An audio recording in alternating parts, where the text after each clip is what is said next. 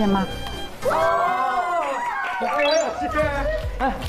哦，是你们几位啊？潘老师可以拥抱吗？你们好，你们好。大家好，老师好。我们就是在一起走进戏剧。好，好的。好，快坐坐坐。你们应该也感受到了这是一个什么样的环境？是在一个荒岛，你们的安全受到了严重的威胁。我们第一个环节去完成的任务命题是，在荒岛里边，白天有光线的，此时此刻遇到饥饿，会是怎么样的？跟我想完全不一样，我以为是给我们一个情景，然后大家自己演，结果主题一丢出来，哇，我也有点愣住。你们会怎么样的去表述你们的饥饿？相信你们的饥饿是成立的。好，开始。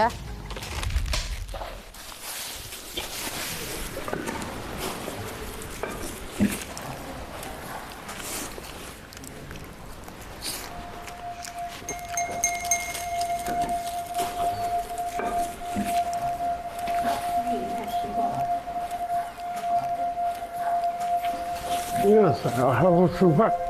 饿，不想吃了。就剩那么点了。嗨，我刚刚到山上去看了一下，还是没有船经过，然后手机还是没电，也没信号。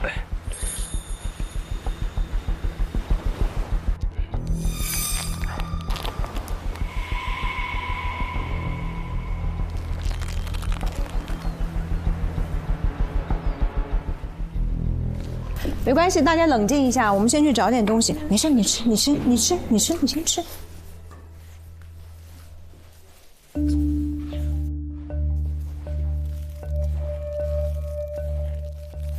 老师，来，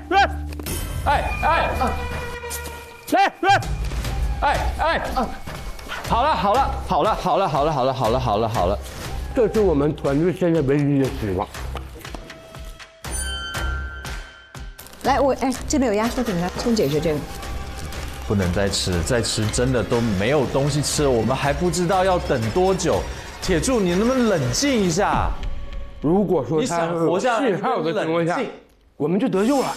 手机有信号，我们就得救了。难道你们不想出去这个地方吗？我待了3天了。王铁柱的表演有戏曲的功底，命题饥饿，他演饥饿以后，引发出来饥饿以后所产生的可能的动作，他在不停地寻找各种体现饿。你怎么了，铁柱？我吃的太急了，没事，我勒一下就好。因为饿冷，他又去穿衣服了。因为这个环境怎么办？他去眺望，有没有什么办法？因为这个点引发出来的各种连带的反应，他这儿找动作，那儿找行为，那种形体，哎呀，填得满满的，相当饱满。他们现在几个人跟疯了一样，能量这么消耗，不是会更饿吗？大家非常的饿，先要把当下的问题解决，我们再想其他的办法。朱孝天、刘璇呢，我认为他对命题的理解有所缺陷。首先，饥饿形态没有表达出来，更多的在以年长的身份动员大家、安定大家过多了。苏琪一开始的时候啊，我注意力全到你那儿去了，缩在那儿，我感到饿了。但是你一直是这样，太单一，没有行动，没有发展。黄硕只是一个小孩，不知道该怎么办了。怎么办？你得赋予行动啊！你肯定得想办法。他是个本能啊，你中无助的东西都没有演出来。你也一样，太被动。大家对环境的感受还不够，一定要围绕这个命题来做事情。那通过这样分析呢，相比之下，王铁柱的表演，通过自己的肢体感受也有了，延伸也有了，为什么要串来串去，行为逻辑都有了？我觉得王铁柱你可以先晋级啊。都饿过呀，饿过就那还哪有功夫还说话啊？看有啥就吃啥就完了呗，这不就是饿吗？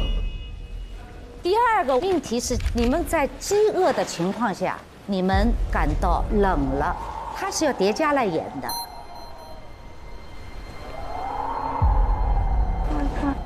那个味道。我们靠近一点好不好？大家挨着点，不然实在太冷了。看远过来，这都第几天了？姐姐胃疼怎么办？我们凑紧一点，太冷。那这样也不是办法呀。就太在一窝堆里面了，只是冷，缺少行为，没有创造力，就是需要创造力。是不是可以一开始的时候有一个人从外头过来呢？有没有一个人呆呆地望着海面，还是没有传来？怎么办？有没有一个人说我去外头找一找有没有石头可以滑的呢？所有这个动作的时候，都是你们要带着这种。都要冷到冷也是有程度的。现在最突出的就是刘璇，他的行为躺下抖啊，璇姐，他有递进，有发展，有程度的变化。可是他的躺倒没有刺激到你们更多的行为，它是有连贯作用的。戏剧是需要想象空间的，所以说这个环节刘璇胜出。又饿又冷的情况下，夜晚恐惧叠加。我为什么听到有脚步声？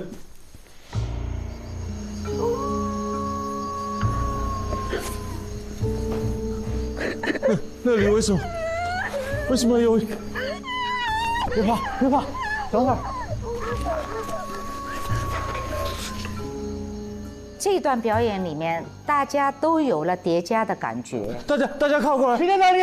靠过来！他虽然跌跌撞撞的往前冲，男孩子勇敢的这种东西，我觉得比上次好多了。我还是要强调有行动性。他虽然晋级，天亮了。哎，那个是什么？那是船吗？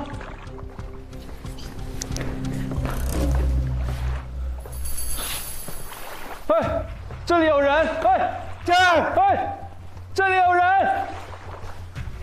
过来了，他过来了。船这么小，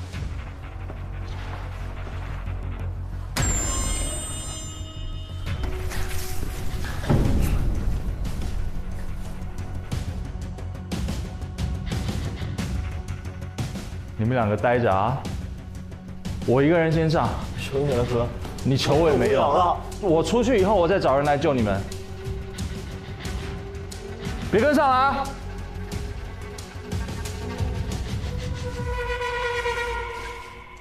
喂！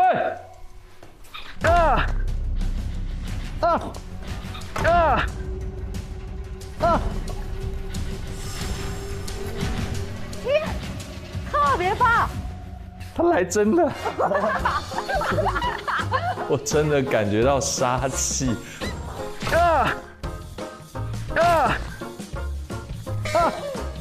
从来没有在演戏玩的状况中感觉到有人要杀了我。我跟你讲，年轻人演戏，你可得注意这个安全性。哎呦我的妈！虽然我们不推崇这样的一种行为，但是我觉得从戏剧冲突上来说，行为有了，是对的。朱孝天胜出。接下来是争夺。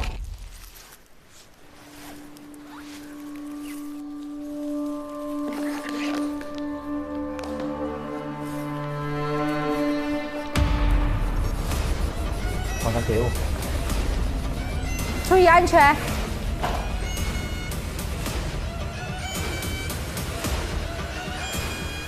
把它给我。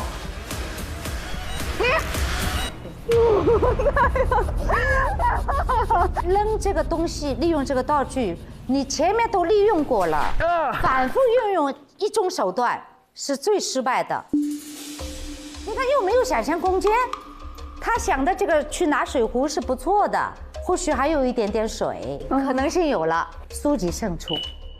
演到最后一个走的人黄硕，所有人都不在，眼看着生命到了最后的节点了，会是什么状态？难度最高，恰恰他的表演经验最少，啊。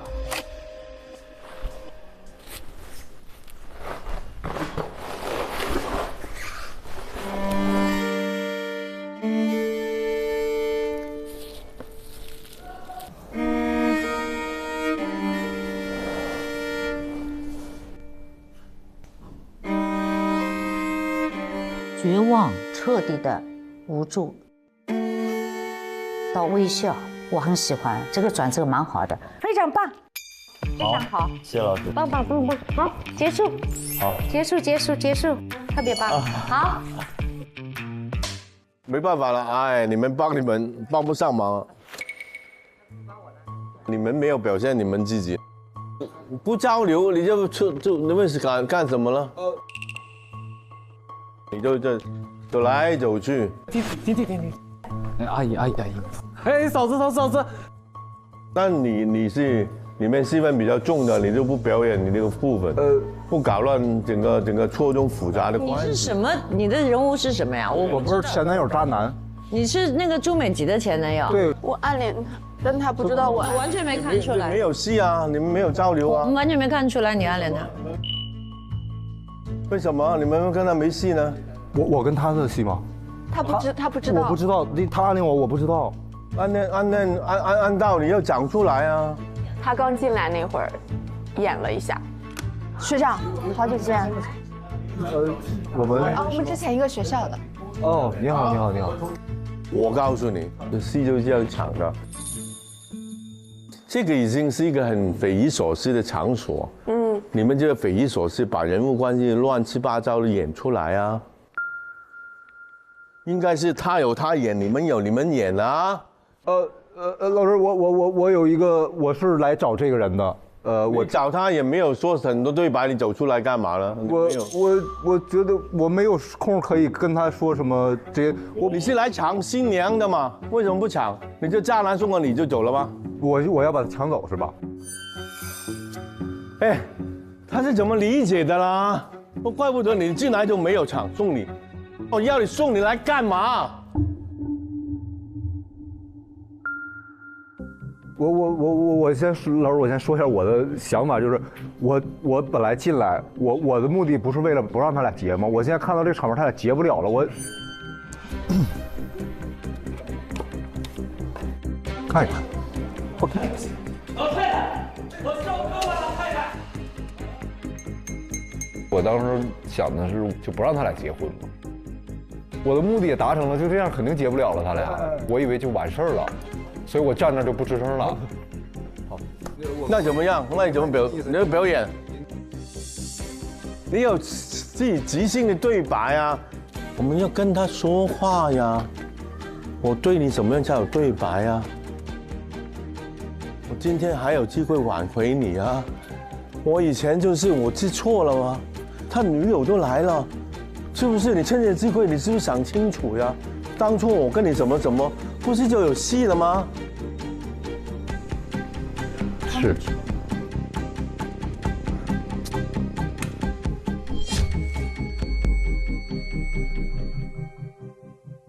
懵了。啊！天哪！怎么演啊？什么意思啊？我没明白。到底怎么演？崩溃了，我都真崩溃。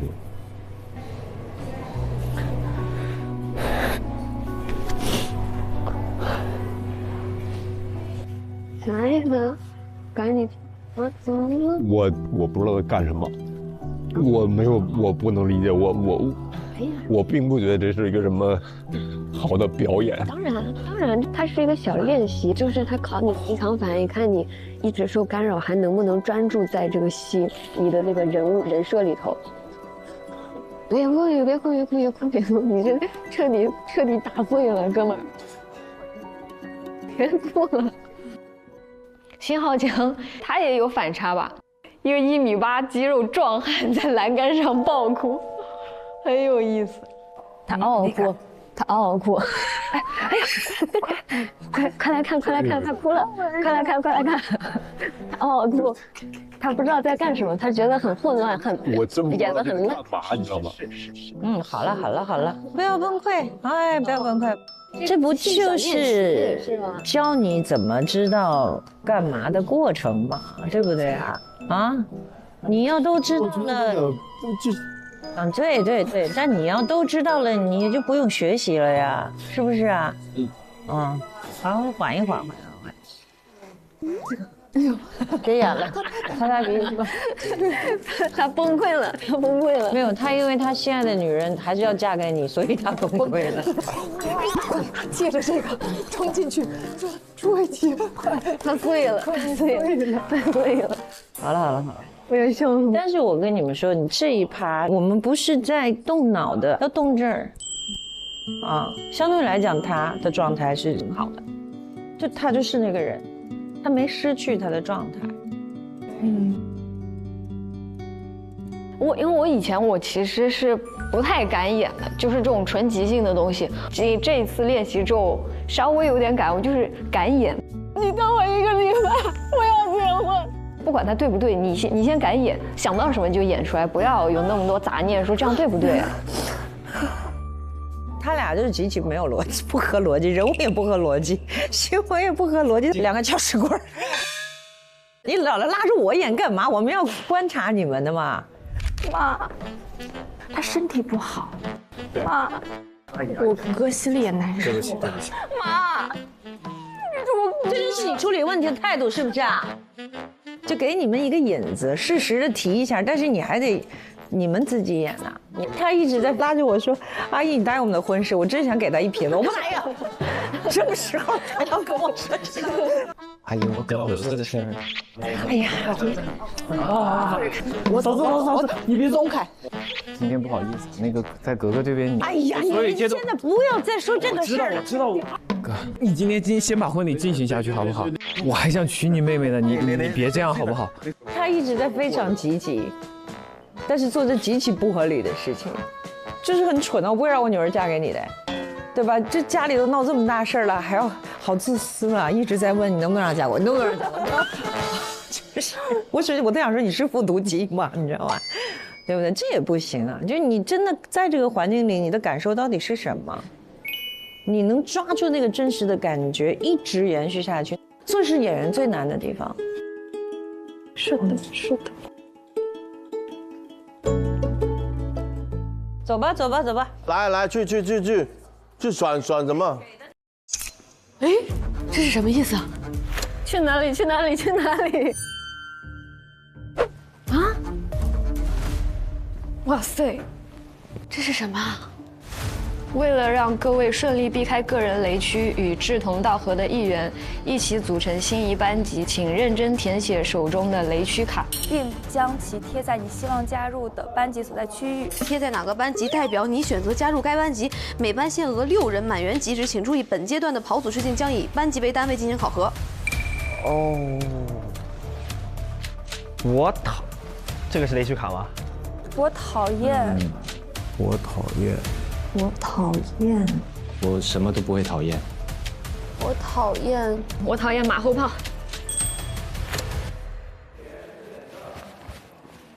啊，盲选啊！好难选啊，怎么办？这个是能贴的吗？我贴这个。命运之神，拜托，让我的同学都是跟我一样想法的人吗？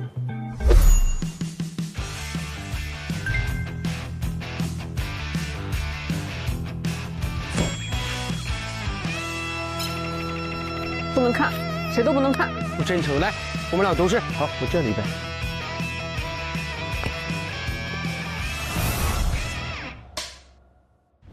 我以为他们以为我真的疯了，要把我送去医院。不会，不会。我平时演一些很普通的角色，我要抽离可能都得1-2天。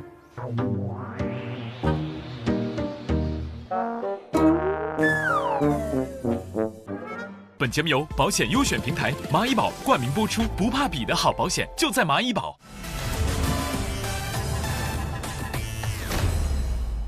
本节目由你的保险优选平台蚂蚁保独家冠名播出，人生每一幕都有蚂蚁保守护。好医保，蚂蚁保官方医疗险品牌，医保之外的大额医药费它能保，先进医药覆盖广，它能让你放心用。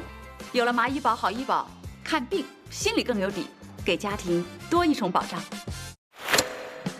Hello， 同学们你好。老师好。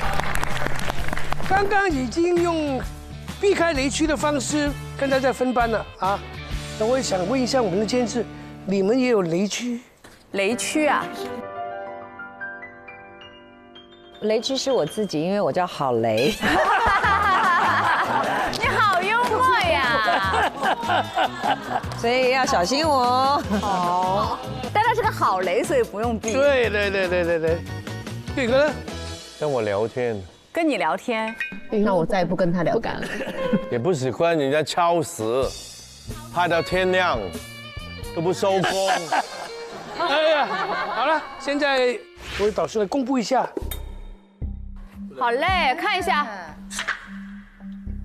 咱们是这个班哦，很多都是讨厌不真诚的人，所以他们就变成同一区。哦，让我们看看这些人是谁好不好？好看，这些人是谁？不行啊，这是我，是我。哇，你的字写的挺小的啊。啊，语音。我讨厌不真诚。哎，这字写的还挺好的。这人是这字。哎呀，字写的真好看。哦，姐姐，我们写的一样的。我就觉得绝了，尤其是竟然还有一张跟我写的一模一样的，我就有预感，咱们就是这个团队一定会非常有凝聚力。我觉得就简直太好了。底下叠一个什么不真诚的人，然后我就塞上去了。我觉得看真诚，然后看那人字写挺好看。好，讲一下为什么你们会讲这种话。我讨厌装的人。比如在对戏的时候，对方在拿个手机在那儿看，然后我一说什么他就然后就感觉很，对，就很不认真。那我有一次我也说，哎，我说你能不要拿着手机？他不好意思，我的剧本在手机里，真的，他就这么说。然后你再说你就不能在脑子里吗？然后他就会说你很装。你等我说一下啊，这种讨厌演戏不投入的人，就证明你演戏一定会投入。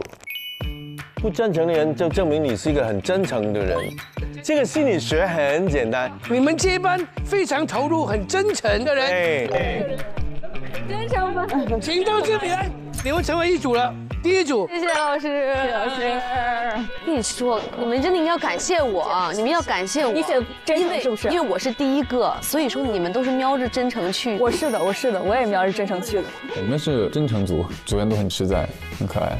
大家在一起就是有一种气场的，就当大家都是很真的人的时候，就会很节省时间，且不需要任何的沟通成本，你会觉得那种凝聚力一下就团魂燃起来了。对，来下一个。好，我这边的，我最讨厌自顾自演戏的人。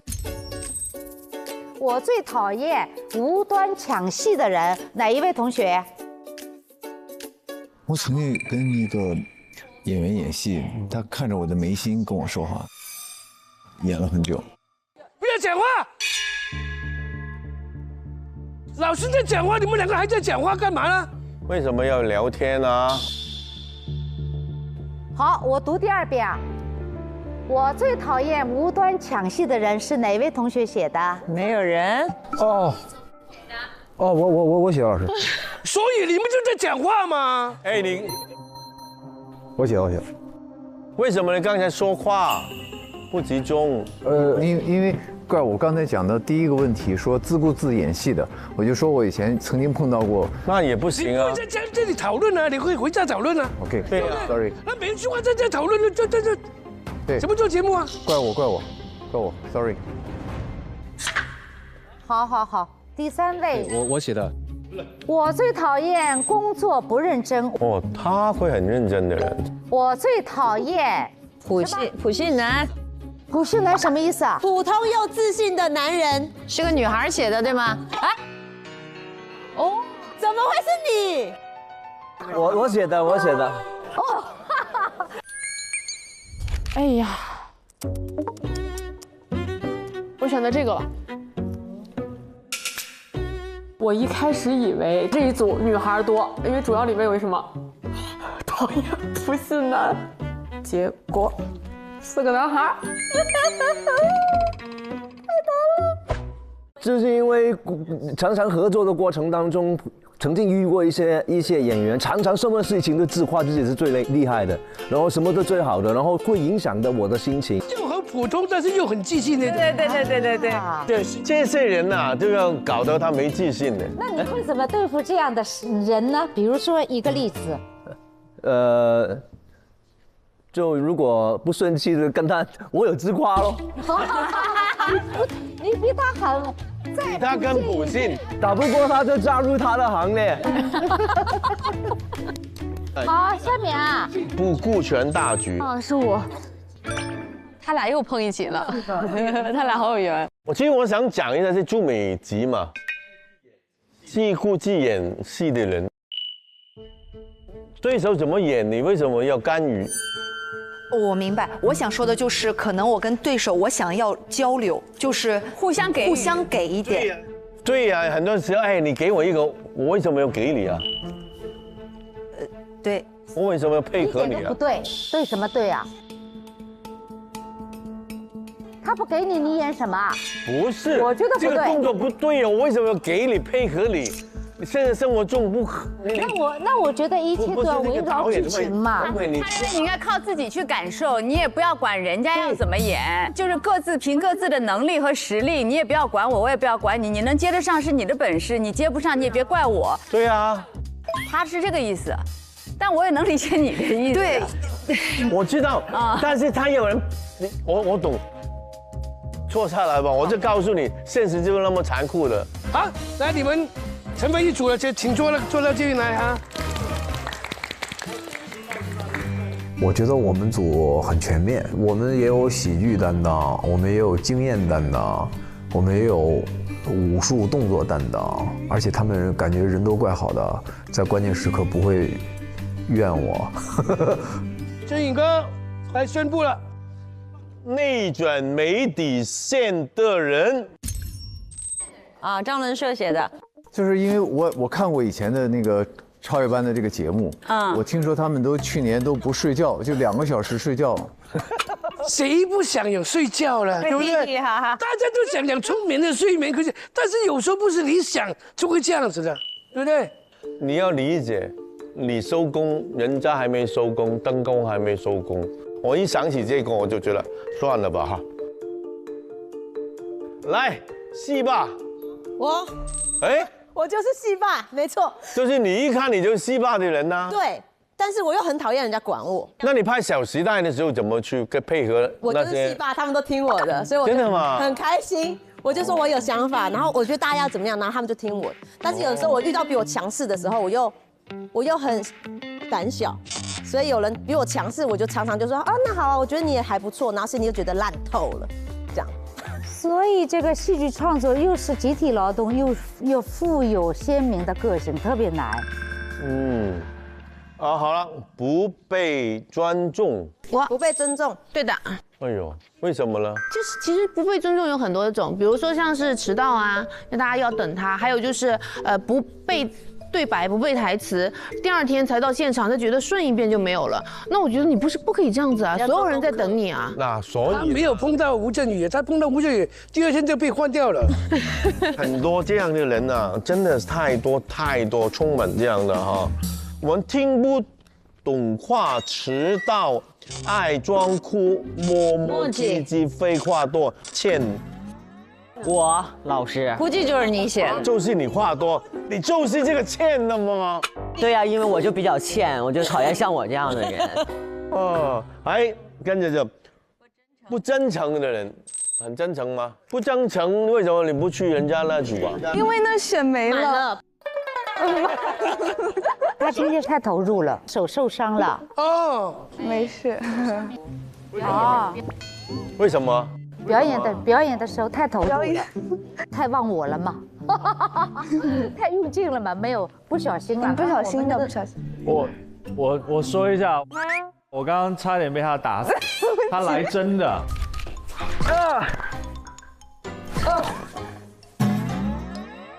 就是我这么多年了，我就真的第一次感觉到恐惧，他真的拿个木头冲我就下来了。是的，挺可怕的。哇，妹妹厉害哦。好，最后一个看不起人的人。哦，你曾经被看不起过是吧？也没有吧。你得有感受才行。对啊。就是比如说不尊重吧，也算是不尊重一个人吧。是老板吗？不是。好了，这一组就齐了。哎呀，这个组合挺有趣的啊，有2个喜剧人。当时状态就是我来对啦。我觉得我们队伍非常好，就是男女老少。我们这一组是这样子的：张伦硕是硕弟，黄硕是硕哥。这最后一组了。马后炮。我讨厌虚假。是我。讨厌吵闹、自私、不环保。还有不环保。哎呦，不环保。不环保是因为我听过一个非常让我不舒服的词，叫防火、防盗、防剧组，就是剧组常常会不注意周遭的环境的维持，然后我就会觉得这样子对地球很不好。好的，来下一位，讨厌自我的人。我对。不准时吃饭。那会儿讨厌不准时吃饭，不准时吃饭。对，这个也是挺讨厌的。剧组常常就这样子了。最后一位，讨厌无脑行为，展示身材。我什么时候展示了？我裹了后，我什么时候展示了？啥呀？啊，是吗？毛盆。那还好啊，人家展示身材的练，他也是通过刻苦的，跟你展示表演一样的道理嘛。我说是无脑的，突然就开始展示。我觉得逢人就是这样。哦。我不这样。好了，你们也到那桌。对。哦。我还挺开心的，因为我们刚才已经搭过一轮了，然后大家又分在一组，挺熟悉的，还挺好。OK， 大家坐好了。首先恭喜大家已经成班了啊！现在你们选一个班长。班长，各位想当班长吗？怎么那么快就决定？全票通过。我们都觉得朱孝天老师是最有资历的哥哥。他性格很好，他说话很缓，他不会着急。就我们有冠军作为核心力量，干这事儿就行。姐，你在这稳。OK， 就这么定了。首先靠谱，其次有责任心，情绪稳定。璇姐都有。有没有自己认？没有，我发表一下，汉文哥阅历在那里，这叫见多识广。然后我们其他人都可以辅助您，就是不管怎么样，我们都是一起扛，而不是说什么事是您去扛。好，明白。好，我来呗。我选他。我选硕哥。我选硕哥。好吧。我选好了。你一点机会都不给人家反驳，是不是？就觉得我完了，我入坑了。我本来写的就是不喜欢卷，结果我一看这样，那怎么办？我只能说卷起来。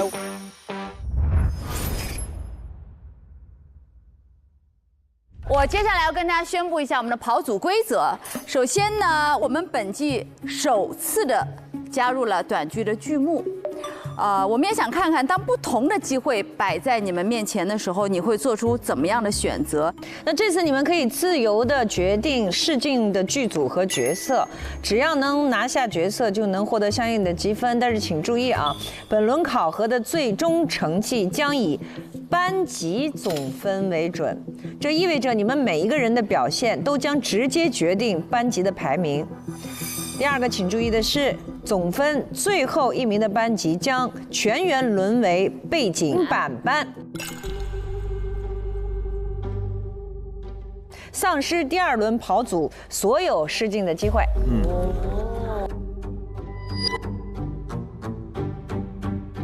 你们每一次失误呢，监制们都会扣你们分数的。功课没做好啦，理解不到位了，精神状态掉线了，迟到早退，每一次都会直接扣除你们的角色分数，10%。所以不要讨厌什么内卷卷不够啊！你要是不内卷，别人班就把你当背景板了。没错，该卷尽情卷。我不要变背景板，我们不要卷对，卷起来，卷起来！为了团队，为了自己都得拼啊！原本还是一个欢乐组，变成内卷组。我不要做背景板。卷。我觉得我们冠军班长他一定能带出一个冠军的团队。咱都是一帮卷王、工作狂。我反正是我是对。的确是有一种责任感，伴随着这个责任感产生的就是你需要去完成跟需要去奋斗的事情。来了，我们现在要宣布主勋的 KT 板来。来！我不是药神，我不是药神，我不是药神，我不是药神，分数最稳。我没有看过《家族的荣耀》，我也没看过，什么东西？家族荣耀，我演的。这个是港剧。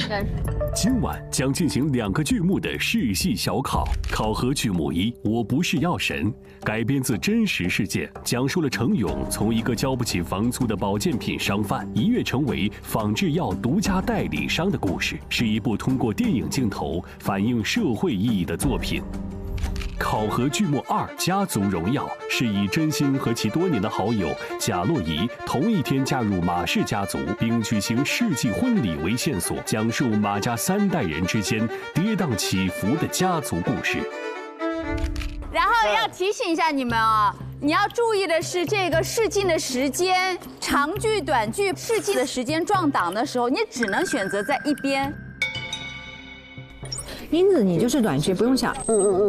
因为角色就这些，我们肯定是要保证我们队伍有分数，不然的话队伍分数低，我们到最后全做背景板，对不对？是这个意思吧？对。先顾分嘛。先顾分。因为我们就是挣分嘛，对于整个团队是很重要的，我们一定要挣分，要为我的团队挣分。所以说，当看到《家族荣耀》女生就是偏多，就是相当于这个概率会大一点的时候，我就心想去吧，冲吧。因为你演《家族荣耀》，你肯定演得像的。好，那我就去《家族荣耀》。反正《家族荣耀》现在的赛道就是你去，它就是都是很 drama 的东西。所以我真去不了。那你就不要，你不要给我，因为你的应激能力是很强的，然后再加上就算最后你去到那个剧组，然后你也会很适合。我也觉得会比较少人在短剧多，大家会都愿意喜欢长剧多一点。我们先保持一个人物的均衡，3个人长剧，3个人短剧，对，找感觉，明天再一碰头不就行了吗？也可以看看短剧那边是什么情况，我们说说长剧这边是个什么情况。对，咱们汇总一下。我叫朱孝天，台湾出生的。虽然大家给我面子，让我坐了班长的位置，当然我会尽量起到一个带领大家的作用。但是如果说我有什么地方不好，我觉得你们也可以随时来跟我说，好不好？因为我绝对不是一个专制的人。人生上一些彷徨的事情也可以跟我分享一下，因为我毕竟经历比较多。我们再稍微做个自我介绍，我也了解一下你们。我叫王婷婷，我是南京人。老乡。我叫王格格，爱人有什么话可以直接跟我说，我不会生气，反正。好的，我叫开思源，作品上面呢，我比较追求完美，就是要求比较高了。我说话就是属于有一点不过脑子，嘴比较快。我叫辛浩江，然后我30岁了，我是河南濮阳人。还可以。学员们前往小考场地进行小考。走，冲啊！冲啊！ Go！ 我们出发了。同学们上车啦！刘璇班，好可爱，我好喜欢啊，有种上幼儿园的感觉，有点好玩。我喜欢有桌。哇塞，于一，你穿这个很像《家族荣耀》里面的，它巨像。我穿着像爷们儿。没事，但我可以把衣服借给你。你是那种挂的红唇那种的，你现在看起来你像是从《家族荣耀》的剧组里面过来的吧？真的很像。哎，你像你这两下我就不会啊。反正轮顺已经定了哈，都定了，大家都定了哈。我尽量只找自己组的人，对吧？就给自己组的人稍微加一，就是大家稍微对一点点戏这样。懂了。他脑袋很灵光，你尽量就是有什么。我脑袋也很灵光。但你现在状况不好，状态不对，好不好？他还是 OK 的。好的，这是我们第一次跑组，所以不管怎么样都没关系。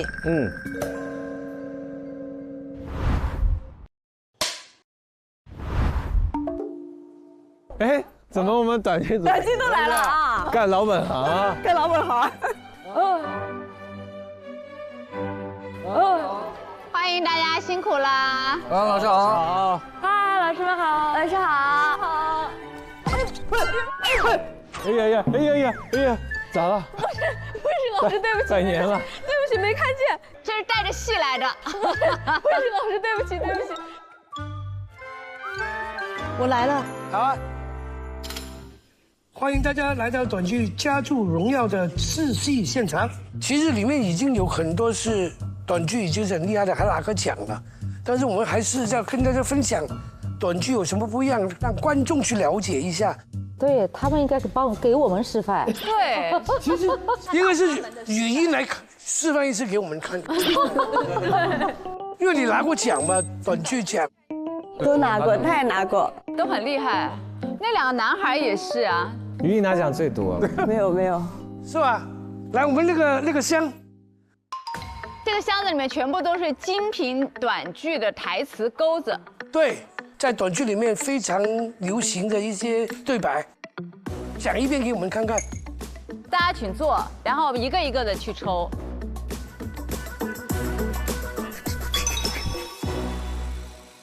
好熟悉的感觉。好熟悉的感觉。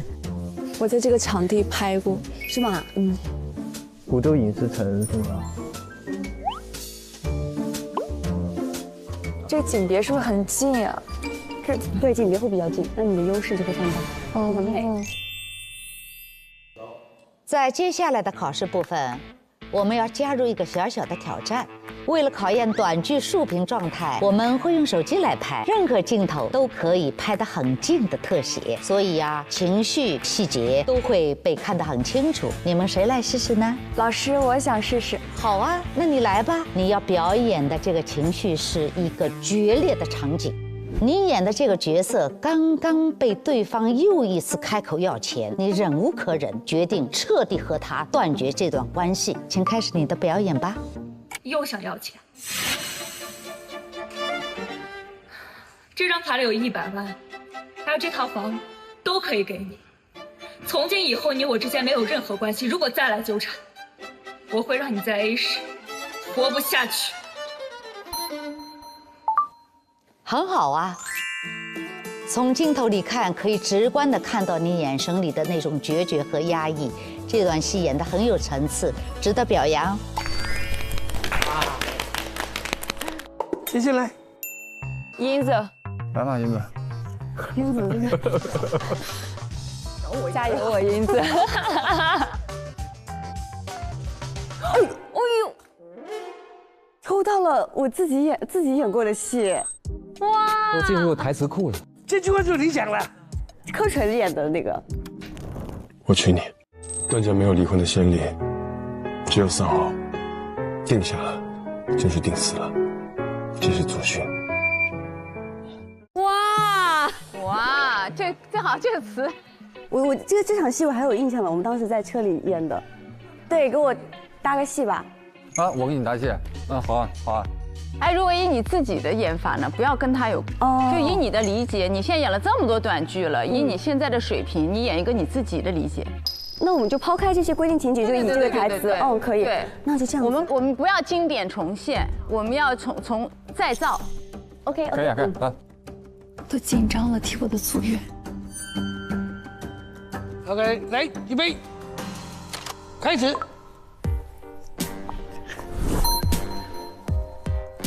段家没有离婚的先例，只要定下，就是定死了。没有离婚，只有丧偶。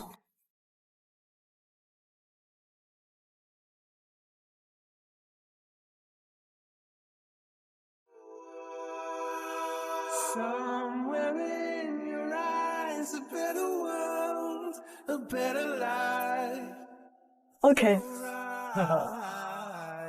怎么不亲进去的？听不到，太高了。你可以这样。好。好，下一位。来这边来个。步步深陷，对你我是真的留不得、气不得、爱不得、恨不得。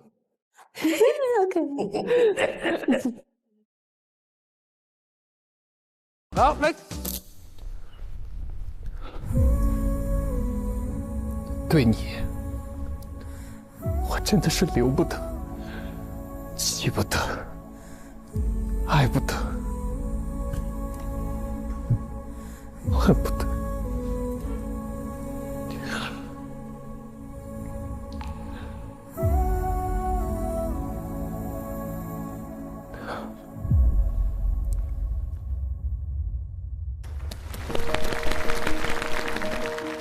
妈呀，好会调啊！你们这个拉扯感。对，我要是很上。对。哎，你们现在我在想，你们现在表演是不是跟平时演的一样吗？跟短剧平时有改变吗？没改变，没有。没有。哦，那很棒啊！谢谢老师。这么快的速度里面能够把感情推出来，很好，还蛮走心的，对呀，谢谢，非常好，谢谢老师。啊！怎么被夸的不自信了？你的这个表情。我其实当时很开心，就是他说不错，调动情绪很快，因为他会觉得短剧就是不停的在说词儿，但是他看到我们演的时候，其实也是有认真的，一句词儿也是会慢慢的说的，也是会慢慢带着情绪波动去说的，而不是这样。包括大家演的也都是很正常的去说出这句短剧的台词。是好一个乖乖女的词。因为我不太知道你这句话的那个设定，我就自己来吧。你准备好就点头，我就来了啊。预备，开始。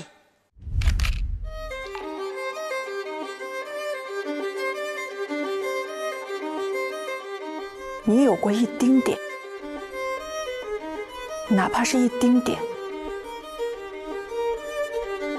喜欢过我吗？他，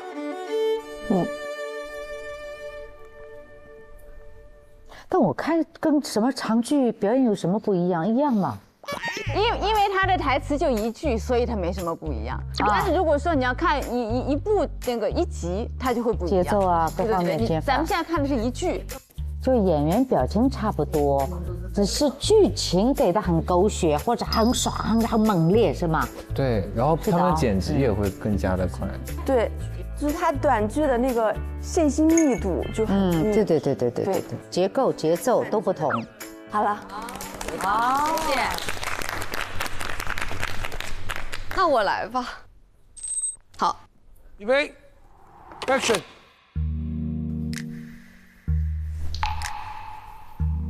现在的你是我创造的，你这辈子都别想从我身边逃走。如果你听话的话，我可以奖励你一下。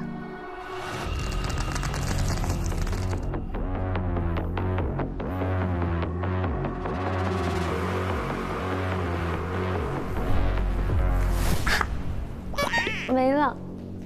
OK， 其实可以找一个人跟你对剪，就会更好，对，而不用你抓个空了嘛。哦，没关系，可以。OK， 好，谢谢老师。好，下一位。如果知道后来我会那么爱你，第一次见你的时候，我就会向你求婚。好。像那种电影的旁白。对，他刚刚那个做法就是把对白讲完，其实没有太多表情的。这个很电影啊，电影常常都会非常电影啊。对啊，这短剧现在有慢节奏也是这样子的。好 ，OK， 谢谢谢姐姐。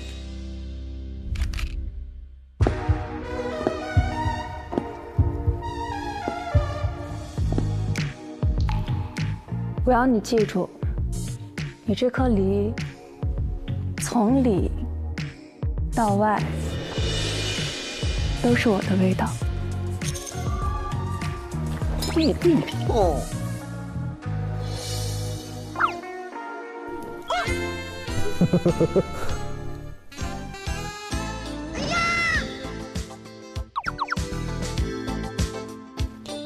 回来。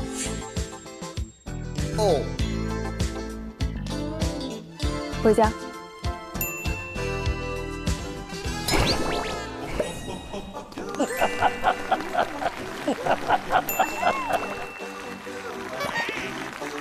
感觉自己演的都挺爽的哈。哎呦！哇，你霸总啊！不像是演的。好玩啊！好玩吗？好，好好管理一下你对我的欲望。故意制造误会，跟我传绯闻，天天对我这么狂热，我挺害怕的。他好搞笑啊！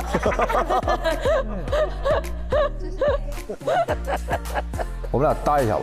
好，我要干嘛？好，你姐我就爱你，你就站那儿吧。一本正经的。好，来 ，Action。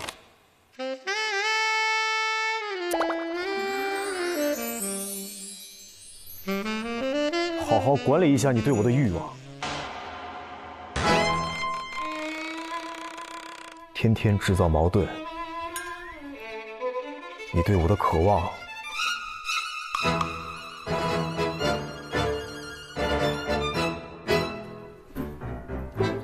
我挺害怕的，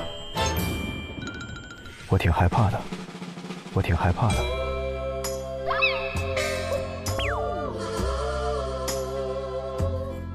我喜欢。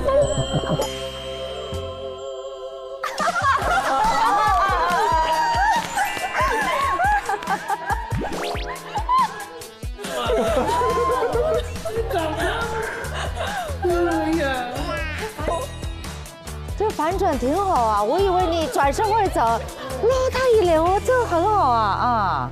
对不起啊，姐，对不起。怎么会对不起呢？哎，你好适合短剧啊！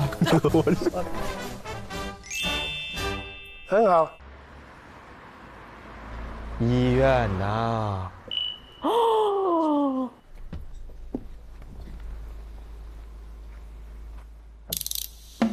啊，好多啊！哎，老啊。你不适合那个短剧吗？我怎么觉得你？我们想今天先来试试这个，不进瘾没关系，我们俩后天去冲那个大内涵。对，是的。演戏之前什么都先别做，先把心沉下去，然后再升上来。就是你那个角色是什么，你再回到那个角色里面。加油 ！Let's go！ 我们另外2位同学已经在努力了，我们不能输啊！进去吧。哦，再来吧！倾巢出动。哇，这么多人！来齐了。那我们开始长剧的剧目是《我不是药神》，这是部现实主义题材的巅峰之作，讲述一群病人的医疗困境。明天我们有 A、B 角，如果 A 演不好，就 B 来演，就很现实的，所以大家要知道这个做什么。好，我现在来介绍一下考核的规定啊。我们会采用沉浸式表演考核的方式，你们可以在眼前这座医院当中，任意区域进行表演。表演主题只有3个字：人与药。你可以自定义你的角色身份，自定义你跟药之间的关系，然后自定义你自己的故事类型。只要能让我们记住你跟药之间的故事，就可以进入下一轮了。好，我们要清晰的通过你的表达看出你想饰演的这一小段的故事。好，没问题了。想想好快呀！《药神》这个电影已经上映8年了，我去了解了一下哈，这些年咱们国家的医疗技术有了很多突破，电影里的白血病其实也有了更好的治疗方法。所以有一款能够报销先进医药的商业医疗险就很重要了。对啊，我知道像蚂蚁宝上的好医保医疗险，先进药械100%比例报销，让患者呢更有底气去选择新的好的治疗方法，健康有了保障，日子才能过得更踏实。白大褂，来一个吧。好难啊！开药好像很难体现哦。来吧，穿个白大褂直接上。医生诊室、医生办公室，我看一下。我还是更多的是带入到了一个医生的一个角色里。我找你看病，然后我就会跟你说，我说是我药量的问题吗？因为毕竟我没有演过戏，我更需要的就是大家能一块配合，只要能多争取1分就多争取1分了。我告诉你，你要给我钱，懂吗？我就想我是一个病人啊，急需要用药的这么一个病人，因为我想活着，我不想死，对于求生的那种欲望。你自己不能拿药，药是要我拿的。你要乖乖回去 ，OK？ 然后现在过去 ，OK？ 走。我的故事背景是一个少年，他第一次表演很成功，在第2次表演的时候呢，不小心把脚崴了。我想有更多的镜头，然后让大家看到我，也想为我们队多加分嘛。面前呢是我的一个亲人，然后呢他受不了，就是病痛的折磨了。然后呢我对于他的不舍、心疼，然后呢又对于他的解脱的释然。意思我在你旁边呗，怎么一定要跟我在一起？你找个地方坐着等，我经过的时候你就上来，目的就是要把这瓶药塞给我，给你的孩子。对。我会尽量丢球给你，尽量去拖，不要因为我阻挡你而停止你的目的。因为独角戏很难那个，然后他说他想演一个来找孩子的妈妈，然后孩子其实已经不在，干脆我演个医生，我们来对嘛。最好是我努力演，然后再加分，这样我们就是稳的。很紧张，很紧张。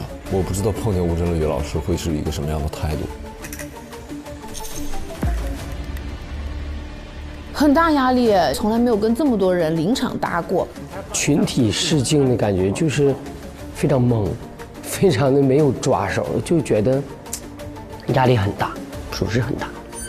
没有多少时间准备，你就是会在一个很紧张的一个状态，你担心这一场演砸了，就像是一个角斗场一样，对，进门的那一刻就已经开打了。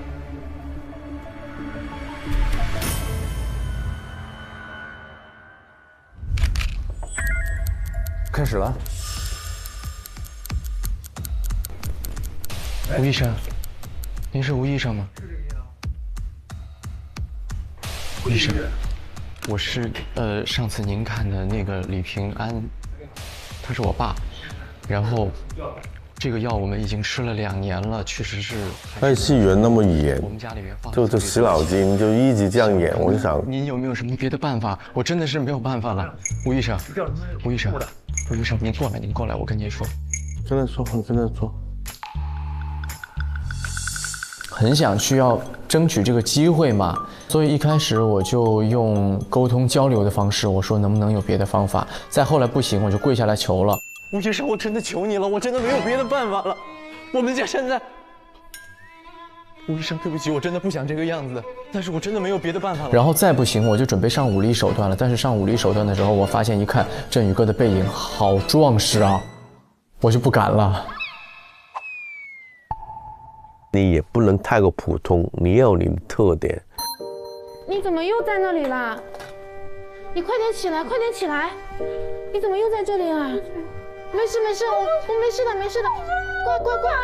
的，乖，没事的，好吧？没事。这样没关系，直接没事，我们回上床，我再躺上去好不好？来，乖乖。我觉得舒淇是比较有想法的一个人，但好像跟着有些事情都又回到一个自己就也是要演的状态。那个复查。这个你的这个病情大部分是跟你的心情还是就是你的主观心情是有影响的。但是我现在也在用药量控制啊。就是之前给你开的那个药，你是吃了吗？是按时吃的吗？对啊，按时吃的呀。就像你什么说，加一点药量，比赛的加。这是一个非常生活化的一个 NPC 医生，真的把自己演成了一个 NPC。不行，一直聊，我不知道他在场搞什么。需要配合，必须要配合。老人在乡下没来，是关键您要是没有身份证的话，我没法给他挂。老人来路上，再晚了就是急诊了。是真不好意思，我们这有规定，您让他再拿着本人的身份证。老人咋挂？没什么好评的，就是没有特点啊。肯定有人抢出来，有人没抢出来啊。大家抢出来，白话期放，但肯定有人好一点，有人笨一点了。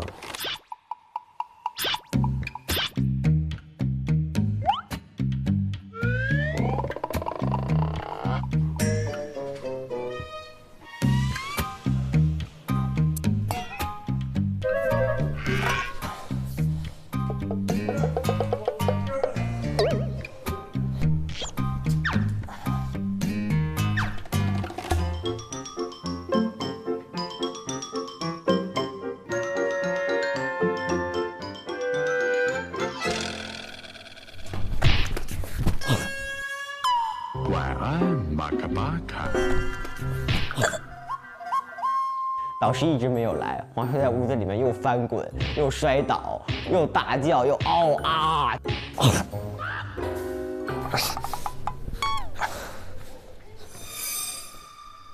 去门口。黄硕，你要小心点，你不能这么录。你昨天才刚开始扭伤的，你昨天才进医院的。小心一点。你可以去问他。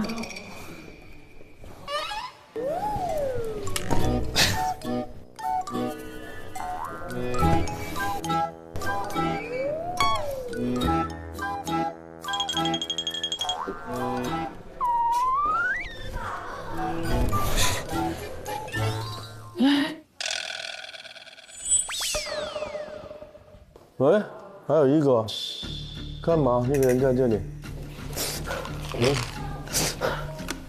吃了就不疼了，没事，不用惦记我们，放心走吧，我们这头都不用惦记啊。什么？我最反对一来就哭的人，做美也需要进步的。都没有配合，啊，都是自己在自己那儿，所以就是呈现的效果就不好。豆豆转到哪个病房了？我今天怎么没看见他？不是你，黄小姐。豆豆已经不在这个医院。你乱讲，他不是去哪个做检查去了吗？你告诉我嘛，他在哪儿？我自己把这个药给他。你先回去，好不好？你先回去，然后你得激烈一点，你得激烈一点，你的情绪要绷一下。朱医生，我知道咱俩关系最好了。好，我怕你了。你接受一下现实，好不好？豆豆已经不在了，他已经不在3年了，你知道吗？这3年怎么会不在了呢？我每天都来看他呀，他昨天在的吗？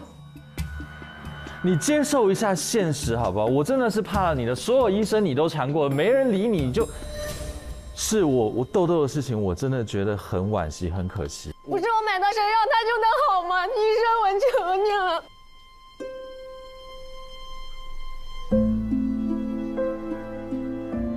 求你了，你把这个药给他吃。好，你给他吃。你起来，你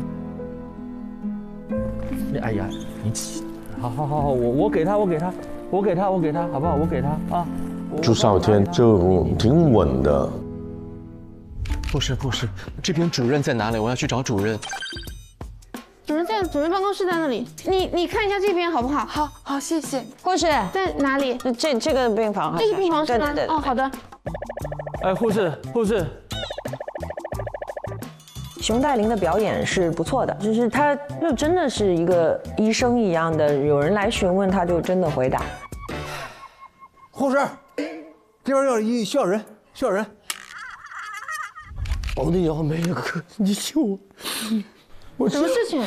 我知道你手里有药，求你，你药没了，我的药也没了呀！求你，我妈也没药了。我跟你讲，再帮我买一瓶。你快，你不能这样子啊！请你出去。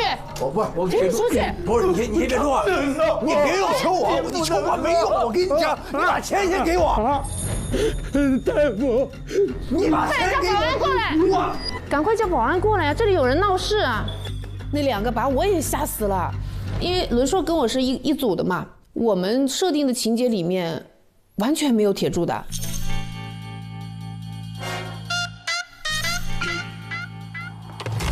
我是一个到医院里找人的，我找这个人呢，他骗了我父母的钱。喂，是这个医院是吧？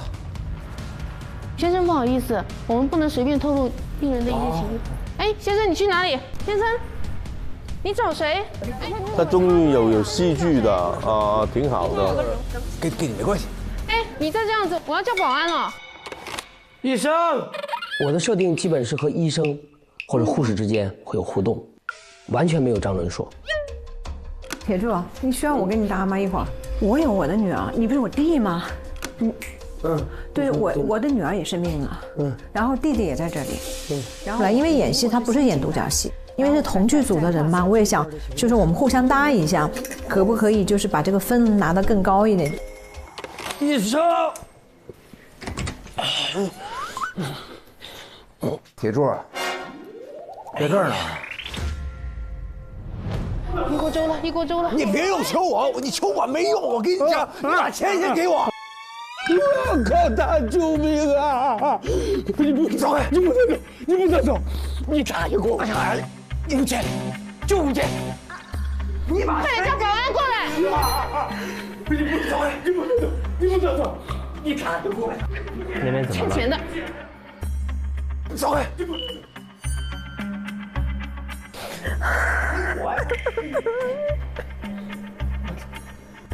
我告诉你啊，小南，你别在这闹啊，好吗？我要钱，好吗？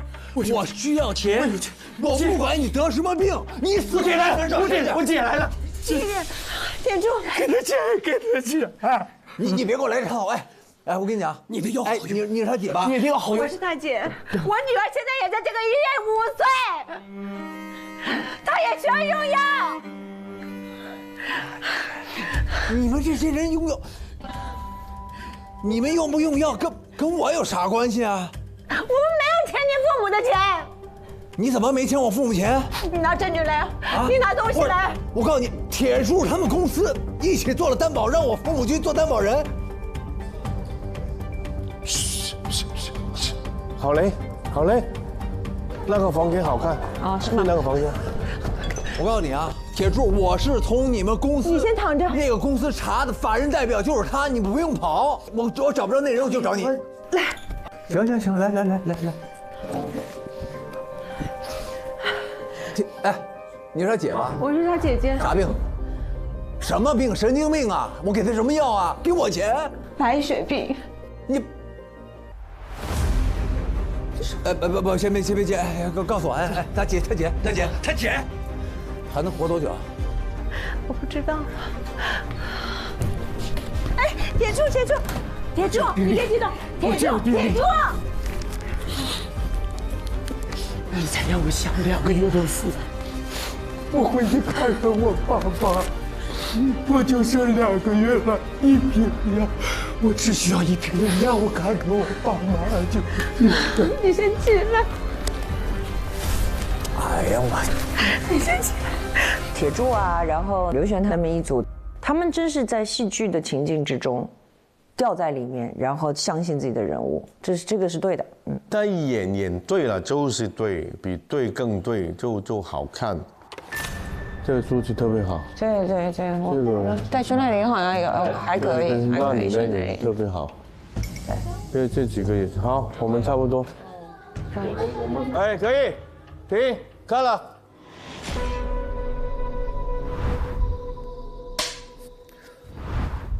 今天我还会多公布3个额外的角色，3个都是100分的哈。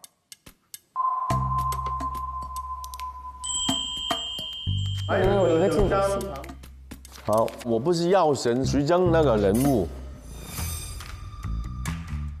根据那个年龄层了，具少天是蛮适合的，但是如果他不行了，就换成女的，就流传去演徐峥那个。你们年龄能压得住上面的人？我以为他说错了，我是程勇的秘诀。女兽医就给到王铁柱、开熙元跟那个辛浩江3个人去竞争那个人物。明白。好，首先你肯定很想演，因为这个戏里面，我觉得我唯一能努力去靠近的角色，可能就是这个角色了。好，跟着有一个刘希慧是跳舞的，王婷婷、朱美杰，我想也是流传你要拿捏母亲那个，好吧？假药贩子就张伦硕，假药贩子，对，哦，就那个坏的那个是吧？对，假药贩子我可以，你也可以，可以。如果轮不到落选的话，具少天你也想想假药贩子那个人物好不好？那洪黛妮你也假药贩子吧，你做院长，因为你比较高雅一点。跟着呢黄毛那个，但是我们换成女的了，我就想舒淇和大月去争这个人物，好不好？因为王婷婷你得不到。好母亲那个差不多刚完舞跳，好的。就一个刘牧师，看戏员哈，王铁柱你也去想一下，张伦硕行，蛮开心的。然后就是有机会可以让我好好努力了。女汉子，我头发的。刘璇的实力那肯定是强的呀，他戏挺好的呀。铁柱我也挺想碰一下的。我觉得我们团队实力最强，因为我们叫冠军队。因为肯定有人有戏，有人没戏的啊！我希望看你们的状态了。这不仅仅要看职业能力，还要看职业态度。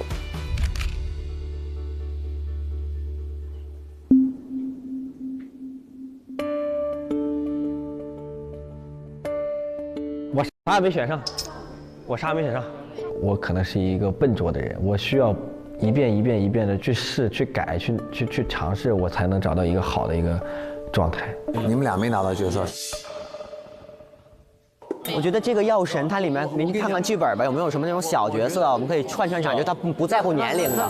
我觉得我来是一种学习，可能不一定要有什么角色。那万一在现场碰到了一些什么跑龙套的呀这种啊，我还可以获得这样的角色，也可以为我们组加分。我肯定会去争取的。我觉得小角色也是角色嘛。卖药的你总得有求药拿药的，对呀，我觉得挺好的，就当学习了嘛。